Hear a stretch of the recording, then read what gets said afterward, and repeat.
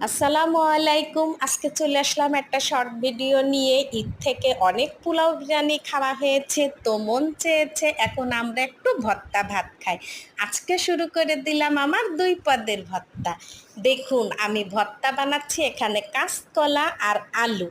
আমরা বাঙালি ডোলে কষলে ভর্তা খেতে কিন্তু আমরা খুবই পছন্দ করি। বাঙালিরা ঝাল পেঁয়াজ দিয়ে ডোলে কষলে ভর্তা খেতে কিন্তু পছন্দ করি। আমার মতন ভর্তা পাগল কে কে কমেন্ট করে জানাবেন। এখন আমি দিয়ে দিলাম একটু সরিষার তেল।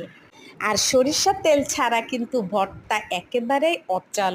আমার হয়ে গেল আলু কাঁচকলার ভর্তা। এখন আমি করে নেব বেগুন পোড়ার ভর্তা। দেখুন গ্যাসের চুলায় আমি বেগুনটা পুড়িয়ে নিয়েছি, এখন ছালগুলো ফেলে দিচ্ছি। এখন আমি করে নেব বেগুন ভর্তা। পেঁয়াজ মরিচ লবণ দিয়ে ভালোভাবে আমি বেগুন ভর্তাটা এখন